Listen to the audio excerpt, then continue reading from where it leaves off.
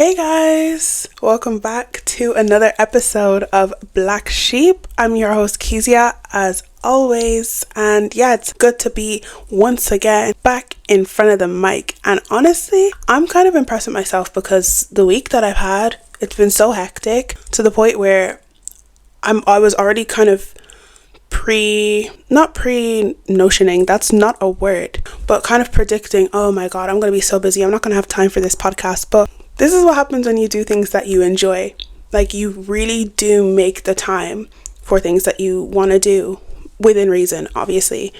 But we'll cross that bridge when we get to it. What matters is that I'm here now and I have a few things on my chest, things that I want to say. And it's going to differ from my last two episodes because even though I'm only on episode 3, I don't really want to put myself into a box of being like a self-help podcast. I'm not that whatsoever. I just talk about things that I'm interested in.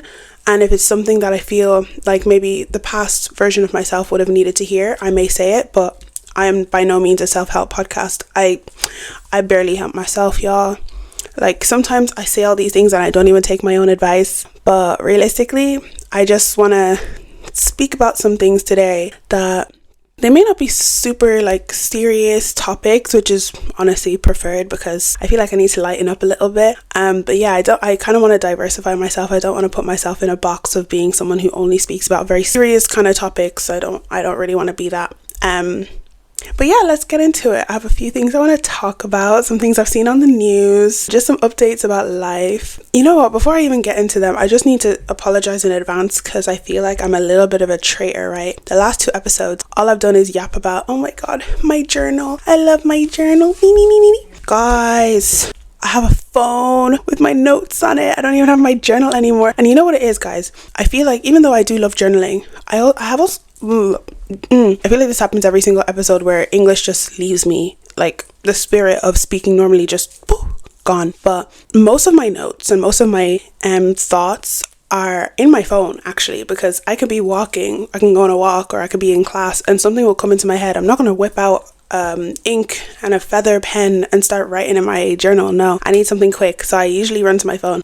However, I record with my phone at the moment, so all my notes are on there. So I have been copying my notes into my journal to create episodes, and it's been really hard and time consuming, but I found my mum's old phone sitting around in our house and I managed to crack into it, and I've just been airdropping my notes in there, which is so much handier because it's so much easier to just like open it and read exactly what I wrote. And if I need to type something else down that I want to talk about, I can quickly do that, but I can't do that as quickly by hand. So just saying, if you see another phone here, it's because I'm a traitor and I'm not the creative writer that you think I am. Jokes.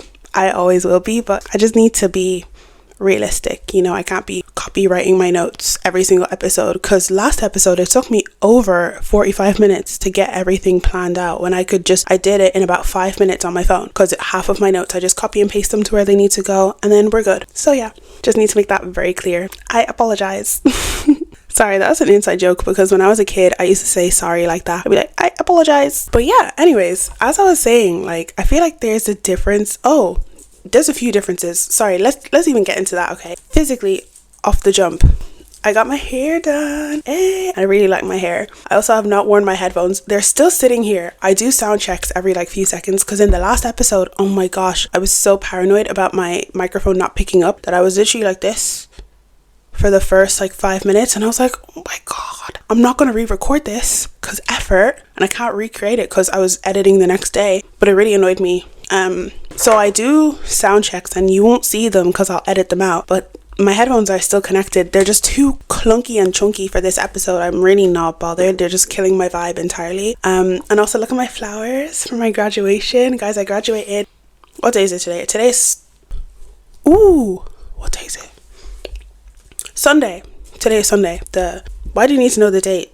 Who cares? Anyways, it's Sunday, and my graduation was last Friday, and it was so fun, guys. Like, my parents threw this big party in the house, and it was so fun. All my aunties and uncles came. It was really chaotic. My social battery died at least 3 times, and I had to escape. And I had to escape to my room, and somebody's sleeping in my room. I'm like, oh, bye. So I'd like hide in my parents' room. multiple times during that evening. But regardless, nonetheless, I had the best time, and I got so many flowers from my boyfriend, from my aunties, uncles, from friends. Shout out to all of y'all. I felt so much love, and now I'm back to reality, and the whole graduation hype has definitely died down, but I'm still grateful. My flowers are still thriving, so they're gonna stay there until every last petal falls off. Like, guys, I'm so bad for flowers. They could literally be rotting, and I'm like, no, they're fine, just leave them there.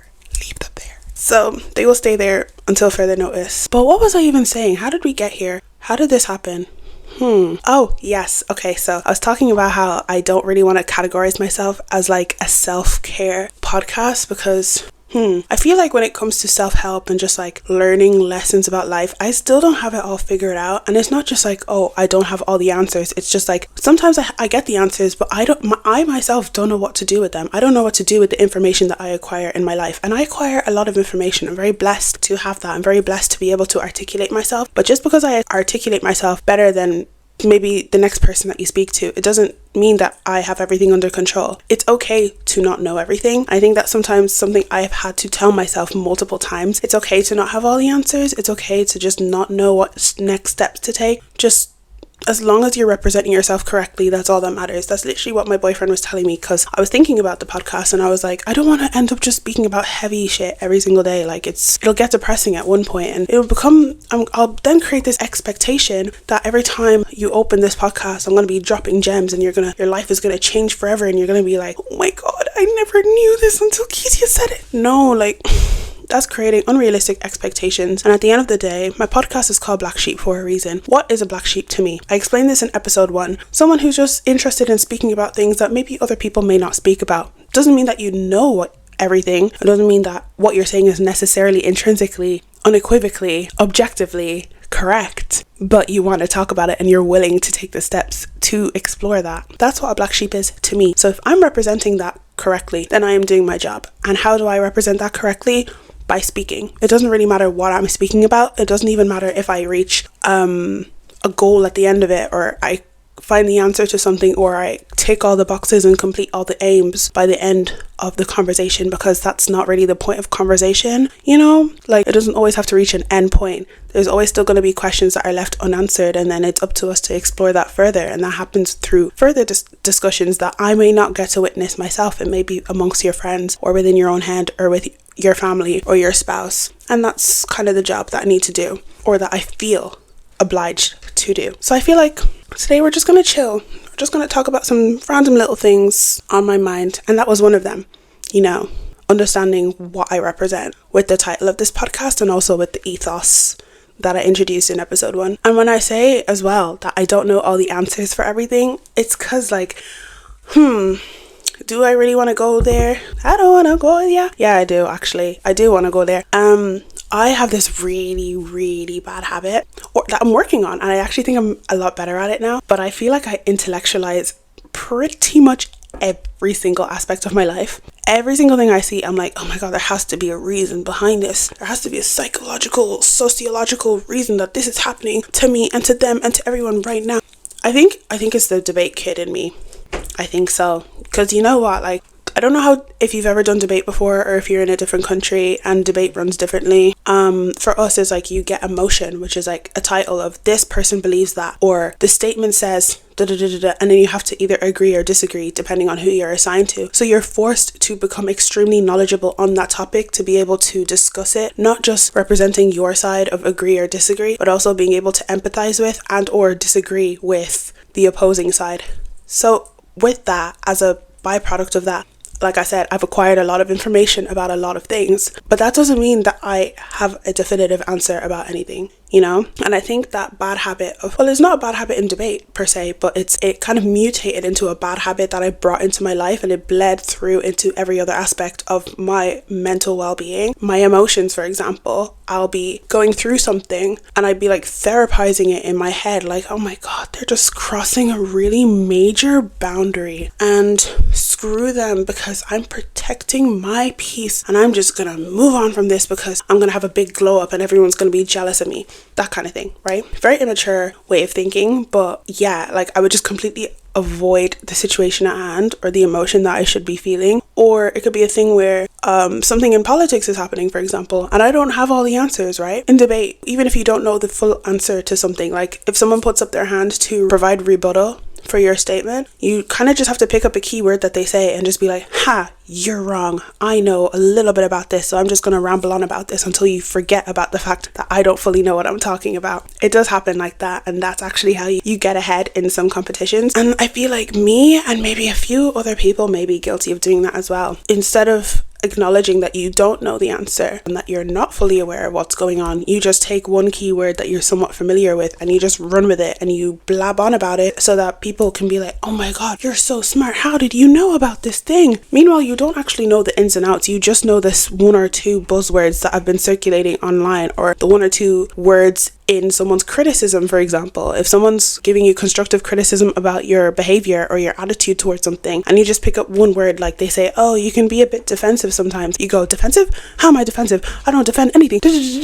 Remember the time that I did this and this and this and this? Like, relax, slow down. It's okay to not know everything. It's okay to not have all the answers, and it's okay to not always know what next step to take. And I had to tell myself that before sitting down here today. Like, even if you get to the end of that episode and it feels absolutely aimless, that you didn't actually answer any big, mysterious, crazy questions, you still discussed something. You brought something to the table and you've done your job. And that's the best I can do. I'm only human. I've not been here very long. 2 decades is not that long. Half those decades I wasn't even aware of what was going on in my life. What matters is that we're here now, and I'm enjoying talking. Like, already I feel like I'm getting into the flow of things. I love the fact that I have my notes open here right now. Like, instead of having to flip through my diary, like, Ooh, speaking of diary, let me show you what my friend got me for my graduation gift, guys. New diary unlocked. Look. It's so smooth. And guys, it's like fabric. It's like, is it satin?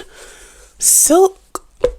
Suede is the word. Stunning. And it has like gold pages. Isn't that beautiful? I love when my friends know me. To be loved is to be known. Really and truly, my people know me good. This is why you don't settle in any aspect of your life. Anyways, what else did I want to speak about today? Like I said, you kind of have to have patience for yourself and, like, you know, give yourself a little bit of grace, and also just be a little bit more humble and understand that you don't have all the answers, blah blah blah. Like, I've already said that. With that being said, there have been a few things that I wanted to say, or things that I've been thinking that I haven't necessarily said out loud, because I'm not necessarily scared of backlash, because I don't think I'm an overly controversial person. I mean, I was when I was 17, if you know, you know. But nowadays, I'm just like, I'm a very chilled out person. However, it's getting to a point where I used to be on one end of a spectrum of caring a lot about things and being overly passionate. But guys, instead of finding my way back to the middle, I think I've zoomed over to the other side of the spectrum, and I found myself being like, really? Is nonchalant the word? No, I don't even think so. It's just like, sorry, I'm just fixing my ear. I'm fixing my ear. Let me stop.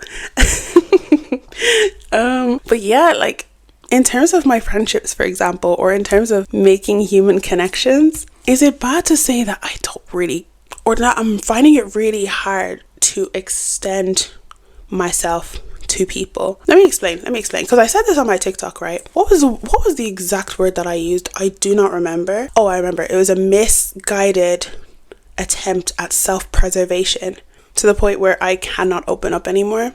And I did speak about this a little bit in episode 1, where I said that in school, you know, I've been done dirty so many times. I might even, should I do a little story time? There's too many. If I had to really do a story time for every single time, or like core memories of being done dirty, we'd be here all day. But for example, let's say in primary school, right? I don't know if these people will ever listen to this, but basically these girls who were not very nice to me suddenly said, oh, Keziah, we want to be friends with you, let's go to the shops. Mind you, it was morning time.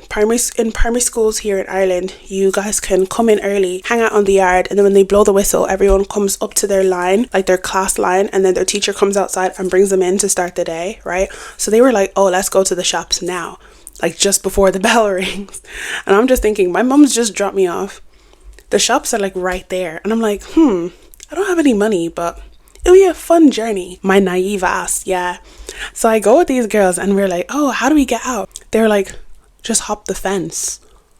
Guys, I literally rolled over the fence onto the ground, doing up parkour. And then we run across the street, past the roundabout, into the car park of this huge shopping center. I turn around to be like, okay, where are we going now? Because we're here. So where do we go? Guys.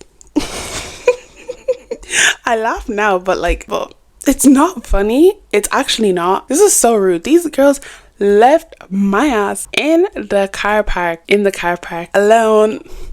And I think I was like 10. So the only time I've been in that car park is when I'm with my mom to go to the shop. So I'm like, where do I go now? I'm lost. I don't know how to get out. I didn't even panic. I was just looking around like, oh, well, I guess we gotta find our way out. So I started walking in some direction. If it wasn't for one of my aunties who had just finished dropping off my family friend and then brought me back to school, I don't know if I would have gotten back on time, because by the time I got back, everyone was already back in the classroom. My bag was still out on the yard. No one even brought my bag inside. My teacher was like, where were you? And I was like, I don't know. We were meant to go to the shops, but then they left me there. And technically, we should have gotten in trouble for that. Like, we should have gotten detention or something, but for some reason I didn't get in trouble, and I don't remember. I think that's just lapsed memory. I don't remember what happened after that. Yeah, that was definitely just a core memory. I think that's just one small example of times where I just have been done dirty by people for absolutely no reason. Like, that was so undeserved. But I think, like, as years went by, people just started coming into my life and taking and chipping away at my kindness and my unconditional love for people who literally did not deserve it. And the same thing happened in secondary school. People would be sitting in front of me and not inviting me places. Like, they'll make plans to my face and then they would not extend an invite to me, but at the same time everyone would be like, oh, we love Keziah, she's a social butterfly. How am I supposed to be a social butterfly if you don't give me the opportunity to socialize? Anyways, no hard feelings to any of these people, but I just found it quite interesting. And it got to a point where these people just kept chipping away at my personality until I then went to university thinking, oh, things are going to be different. I'm going to make a great friend group and we're going to live happily ever after. Guys, why do I go into first year? And I literally had the most traumatic friendship experience. The largest act of betrayal I've probably ever experienced in my whole entire life. Again, unprovoked.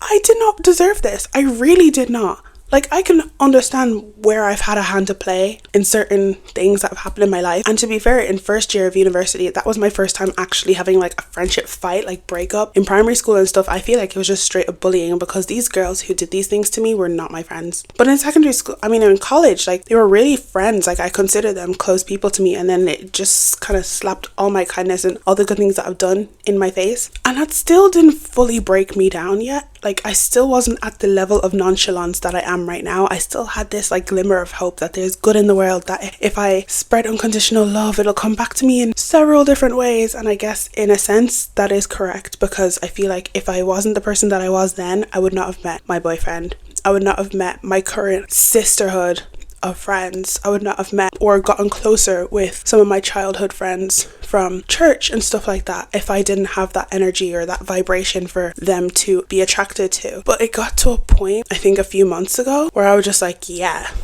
no, nobody except for the people that I already know deserve this side of me ever again. And it happened because of a certain scenario, which will be my second little story time. So I was out with my boyfriend, and long story short, there was a lady who was being kind of like harassed in Dublin City, and she looked very uncomfortable. And usually I'd always want to extend that help because women have helped me in the past in uncomfortable situations, and I always try and like return that favor. And I wanted to this time, but I was like, these are 3 grown men and then me, what am I gonna do? But I was like, oh, I'm with my boyfriend, it should be fine. So we were trying to think of what to do to help her. So I just lied and said, oh, the train's coming now, you wanna come along?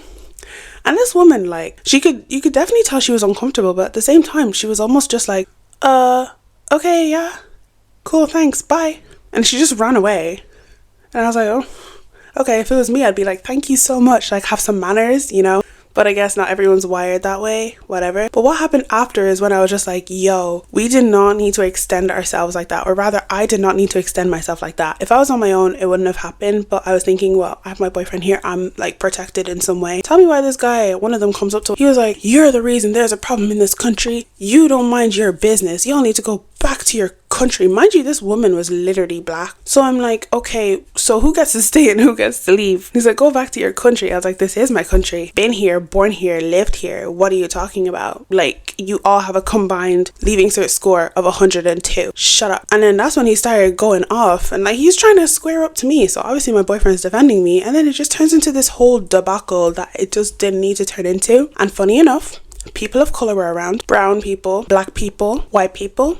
Everyone's just staring. Nobody is helping. No one's interfering. We could have actually been in serious danger for all we know, and people are just standing by, not helping. The situation gets calmed down because this really nice old man eventually comes in and like tries to break us up. I'm like, bless him. At least he tried. The rest of y'all are just standing here all high and mighty, like, and I'm just thinking to myself, why do I bother? Why do I bother with these people? Extending myself consistently, getting done dirty, having it thrown back in my face. Nothing good has come out of a situation where I've helped somebody unconditionally, and no one extends that same level of unconditional kindness to me. So why do I bother? And I think what clicked in my head was just like, never again, never again, never again am I doing that. Never again am I gonna extend myself or speak when I'm not spoken to, or help where I've not been asked to help. Because every time I do so, I'm giving a piece of my energy to these people just for them to crumple it up and throw it back in my face, and it doesn't even come back in its full form. So I feel like parts of me have been chipped away that I don't know if I have the power or the strength to rebuild at this point. So the little that I have left is just going to be reserved for the people who deserve it. The people who are already in my life, the friends I've already made. I don't have the energy to make any more. This may affect my digital footprint if I make friends in the future and they're like, oh, I thought you didn't want to make any. Listen, I hope you know what I mean when I say that. Like, I'm not trying to be dramatic in any sense. It's just like my trust in people has been so screwed up that I'm just like, I don't know. I'm not really bothered. I have the energy for people, but just not in the way that you may think. Like, I don't have the energy for people to extend help and grace and all of that stuff to them. I do, however, have the energy to cut you off as soon as you do something that pisses me off. Like, I may not physically like cut you off. I may still be following you, but mentally you're blocked. You will never know me like that. You'll never have the privilege of witnessing the kindness that I once gave to people. You're only going to come so far. That's how I feel right now. And I don't know if that's ever going to change. Maybe everyone has this rude awakening when they get to a certain age. But for me, like, it came at this age, and I'm just like, I don't see myself changing that just for the sake of protecting my peace. And I'm scared that I may protect my peace to the point where nobody's left and I'm just on a desert island by myself and my 50 cats. And my man, obviously, even though he doesn't like cats, he'll learn to like them. I don't know. But I hope you guys know what I mean. Like, it's made me very like, because I've drawn such a long fuse throughout my entire childhood, adolescence, and all the way even into adulthood, I feel like now suddenly someone's just come and taken that fuse and just cut it. I have a very short fuse now. I have very little patience for bullshit. I have a very little tolerance for disrespect, for a lack of gratitude, for a lack of manners. It can be something as simple as not saying please or thank you to a waiter or waitress that will make me not respect you anymore. I don't even extend empathy like that. Like, I just talked about extending grace to myself, and I will forever do it for myself and for the people who I've been blessed enough to meet, and the people who have also gotten the privilege to know me like that. But I think those spaces are full. And I think as well, you know what, I feel like this is why especially girls find it really hard to make friends, like genuine nice girls who weren't as lucky as me to find their friends now. I feel like that's why they find it really hard to find their friends later on, because I feel like sometimes the quota gets filled up after a while, and after dealing with so much BS, most people just don't really have the space in their hearts to let more people in. And it's never really a you problem. It's mostly just because of our own personal experiences. Like, it's really no hard feelings, you know? And that's also why I did tell myself when I was younger and I was struggling with friendship and stuff, that it's not me, it's them. Like, everyone has their own reasoning for things. It may not be justified in your eyes, but to them it makes perfect sense for the life that they live, and their boundaries make sense for the experiences that they've gone through. And it's a bitter pill to swallow, but you just have to accept it. And that's not saying that you just have to accept the fact that you will never find female friendship or sisterhood or companionship at all, but it's just what's meant for you won't feel like a struggle. It won't feel like you're losing yourself in the process. If anything, you'll feel enriched and enlightened, and you'll grow every single day in the presence of people that are meant to be there. People who zap your energy, they don't need to be in your life at all. And also, I guess, the bystander effect that people talk about, that, oh, it's so bad that something bad could be happening in public and no one steps in and says anything about it. Like, when people speak about that and that they demand for a change, I used to be one of those people who would demand for a change, but with the way that the world is, I can completely understand why people do it. Because even there, like, I feel a sense of bitterness towards the people who are not helping me and my boyfriend in that situation, but I don't know what they've been through. They could just be pieces of shit. 90% of them probably are. But some people probably went through the same thing and thought, well, no one helped me, so why should I extend myself anymore? And that's almost kind of how I feel now. Like, unless it's really a situation where I'm like, I feel like I could make a change here, I'm not going to step out of line and do it. I'm not going to be the one who's putting my head on the chopping block anymore. I've done it too many times, and I'm tired. I'm so tired. I can't do it anymore. And that is my thoughts on that matter. And we move on. Yeah.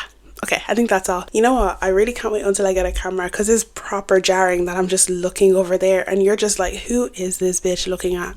You, I swear. But also me, because I feel like I look really nice. But yeah, anyways, let's move on before I get too distracted. But yeah, like, you know, the way I was just saying there that I was feeling really erratic and just feeling very impulsive when it comes to people and just like my life and everything. You know, I don't know, guys. I just feel really like... let me just be straight up honest. I feel unsatisfied with the life that I live right now.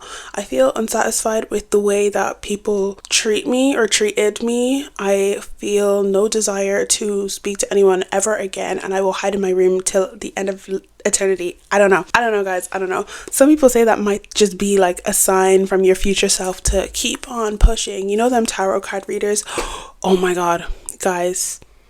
Those tarot card readers piss me off. I'm sorry. Like, that's another thing. I feel like so many things agitate me. I have way more pet peeves than I think I've ever had in my life. There's so many more things on that list, and one of them is the flipping tarot card readers. I'm so sick of y'all. You guys are feeding people's delusions. I don't like it. And you put all these hashtags in your caption because you know you're gonna reach a certain audience. You're like, oh my god, look at this cup. That means the man that broke up with you, he's gonna come running back to you and he's gonna fill your cup with all the love that you deserve. Guys, leave him. Don't go back. The card reader is lying to you. They are using the TikTok creator fund and they are buying more tarot cards to feed you more lies. Don't listen. You know what, some of them maybe do have gifts, because I know there's prophets and prophetesses and all that kind of thing, but like the ones that I see, I'm just like, this is a bit silly now. And honestly, I feel the same for anyone who says, if this came up on your For You page, that means, like, oh, even the Christian ones where they're like, oh my god, if this person sent this to you, it means that God loves you. But if you ignore it and you don't send it to 10 people in 30 seconds, it means the devil's gonna come and snatch your soul and you're going to hell. Oh, I'm like clutching my pearls like, he did not say that. The devil did not say that, and neither did God, okay? Leave them out of it. They're probably telling you to shut up. Yet here you are looking all stupid. Like, guys, can we just stop using spirituality and religion to go viral online? Like it's just so strange. Everyone's just so like superficial, and it just pisses me off. It really annoys me. Everyone just annoys me. I sound like one emo, like, oh my god, everyone freaking annoys me. But this statement stands. Like, y'all are trifling. Do I even know what that word means? Am I turning into one of the people that annoys me, that just uses words that they don't know what they mean just because they hear them all the time? Guilty. I think I've been trying to say this point about a million times before tarot card readers just came to my mind and just irritated me. But do you guys think that's true? About like, oh, your future self is trying to send you signs that, oh, you shouldn't be so stagnant in your current life and blah, blah, blah, blah, blah. I don't know if I entirely believe that. I don't know why I don't entirely believe that, but it's just like, sometimes you can just be agitated. Like, there doesn't have to be some philosophical reason behind it.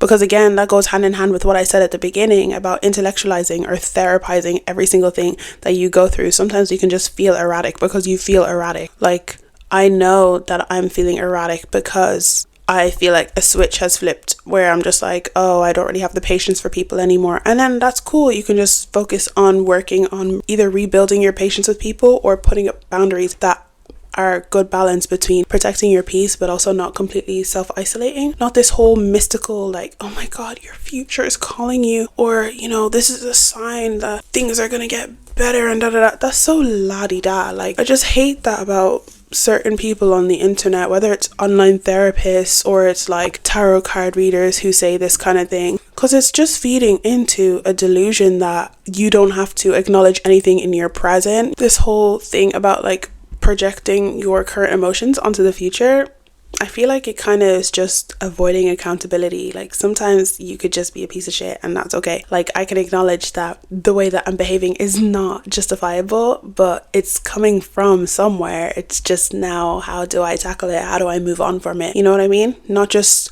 completely avoiding it or brushing it to the side because, oh, it's okay. It's just my future self telling me to grind and work hard and cut everyone off. Because by the time you get to that future self that you say you're talking about, you'll realize that it was probably just psychosis. You know, you could just be going insane and you could have just been avoiding accountability, and now here you are with the same problem just built up because you didn't address it previously. And I can go into this in depth in a different episode, but this episode isn't really about depth. I'm just complaining. I'm just talking for talking's sake, and that's the point of these podcasts sometimes. So moving on, this is something that I saw online that was kind of interesting as well. I don't know if you guys know, but the Super Bowl is sponsored, well, part of it is sponsored by Apple every single year since like 2019, I think, or 2020. They sponsor the halftime show and then they bring on an artist to perform. Like Rihanna was 2023, I think, or they get a collaboration of artists. Like, I think Shakira and J-Lo, or Bruno Mars and Beyonce, I think. And they announced the 2025 one and they said it was Kendrick Lamar. Guys, I love Kendrick's music.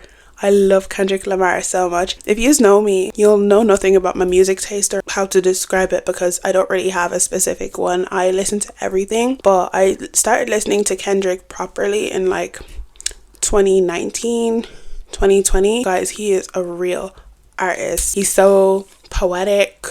Keyword, we'll come back to that in a second, but I just love his music. I love the instrumentals, like, and he's a performer too. I've seen his concerts, like I've seen him live and he just kills it every time. Like, his stage presence is crazy. So personally, I was really looking forward to it. And then you start seeing people with their little think pieces on TikTok and you're like, oh, here they come again. And they're talking about like, oh my god, guys, it's in New Orleans, why didn't Lil Wayne do it? Because Lil Wayne is from New Orleans.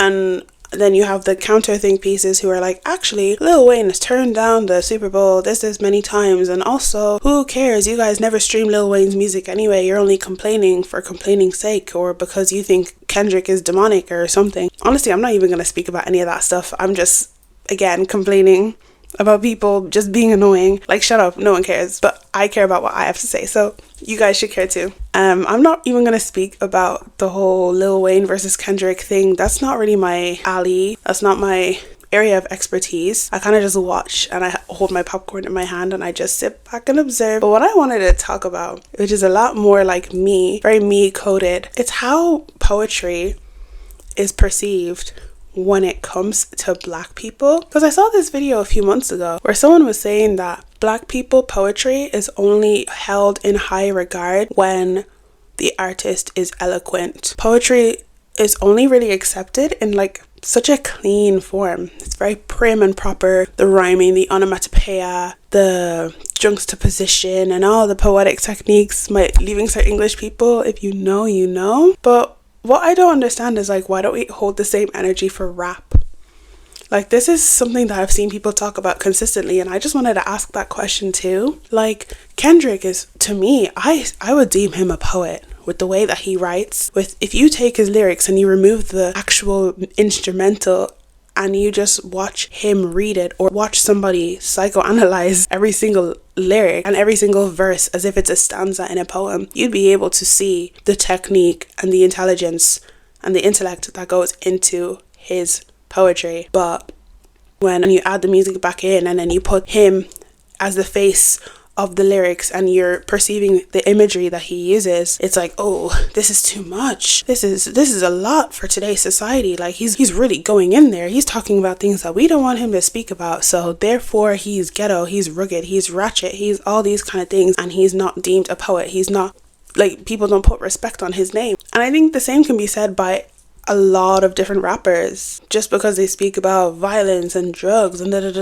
what if they're just speaking about their history and what they want to speak about? Because I know some white people be speaking about some crazy things. Like, I'm sorry, there used to be songs and chants by the KKK about hanging black people and stuff, but they're still considered poems. There's haikus and artists who speak about pedophilia openly and cheating and infidelity and all these kind of terrible controversial topics, but they're still called poems. They're still called artists. They're still called creatives. Why is the same energy not given to rap artists? I don't think I will ever understand. I mean, I do kind of understand, and I think it's pretty obvious, but I just don't understand why it's still continuing to be a thing. Like, when will we unlearn this? Like, how do I say this? Rap is seriously demonized, but eloquence is pedestalized almost. And it's not just a white versus black thing. It's within our own communities as well. People weaponize eloquence and rap, and they differentiate the two as if there's not a Venn diagram where they both sit in the same subset. Like, they very much do. And then it leads me to wonder, what kind of eloquence are they pedestalizing? Like, is it just using long, big, fancy words and being prim and proper and being a good black? Like, I don't know. Like, you see that, but then at the same time you hear them talking about how if you're someone who speaks prim and proper, you're whitewashed.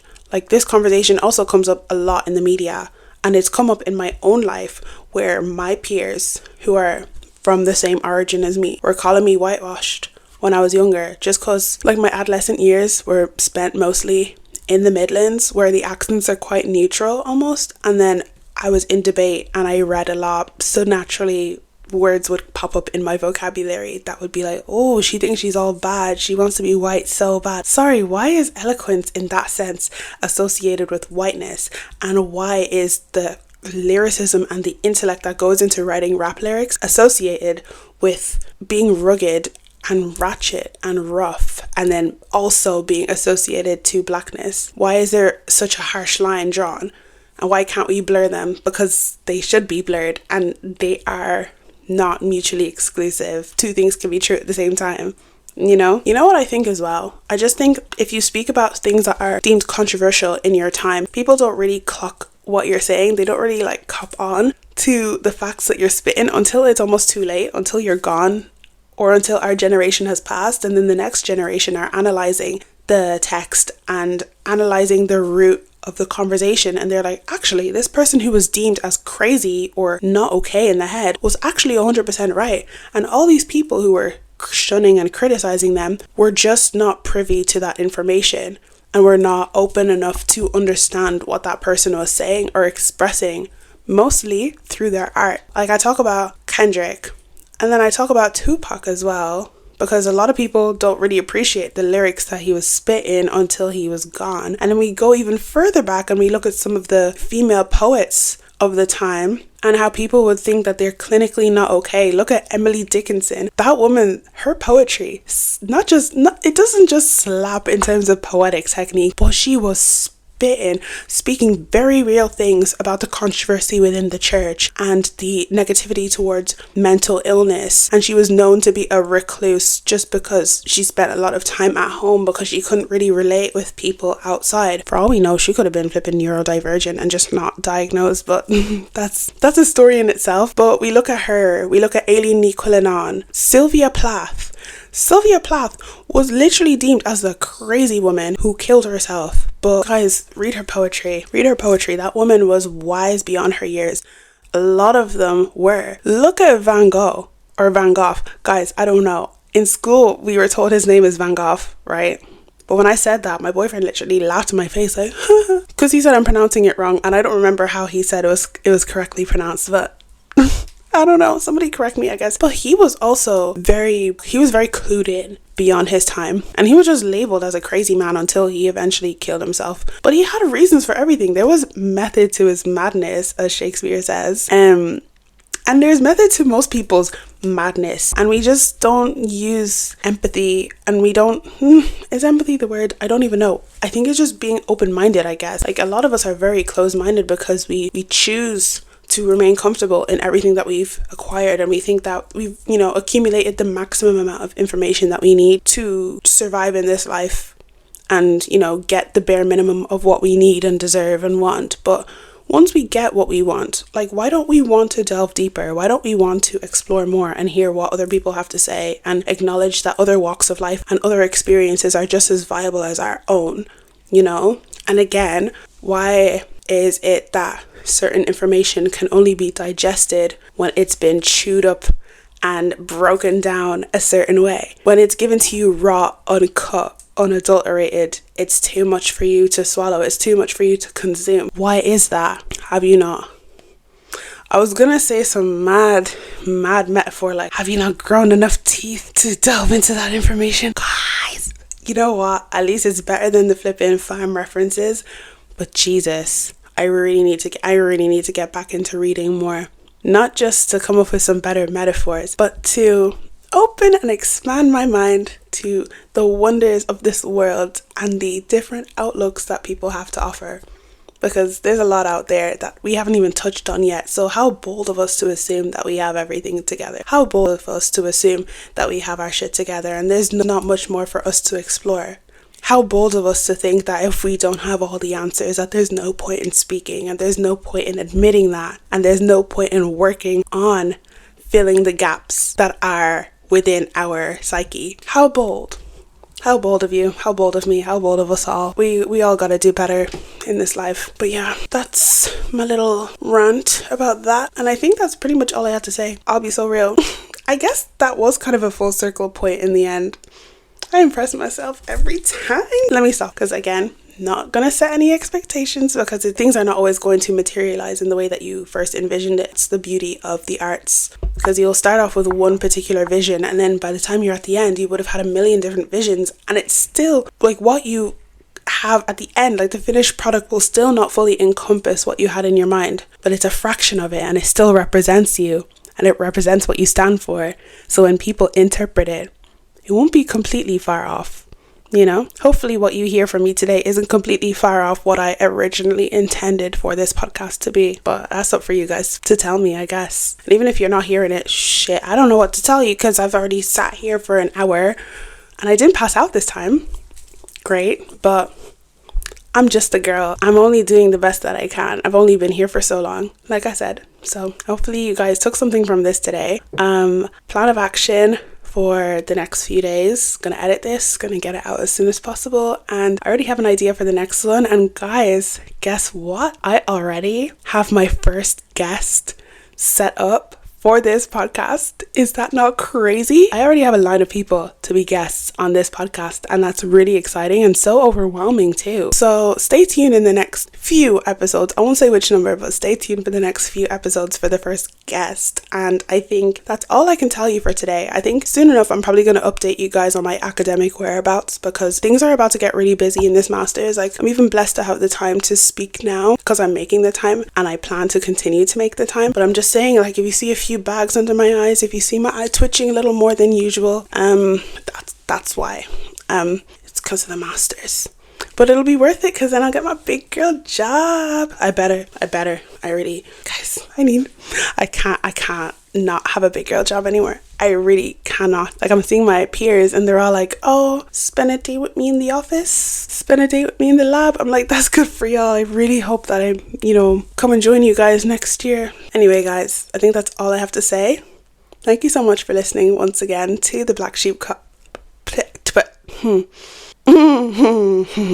Thank you so much, guys, for listening to this episode of the Black Sheep Podcast, episode 3. Thank you so much to you and you and you and you and you. I feel like everything's coming together. I'm finding my feet slowly but surely, and you guys are just, witnessing greatness happen. So I'm so grateful for all of you that are here and all of you that will soon be here. So yeah. Thank you guys so much for listening. And yeah, I've been your host, Keziah, and I will catch you in the next bleeding episode. Stop.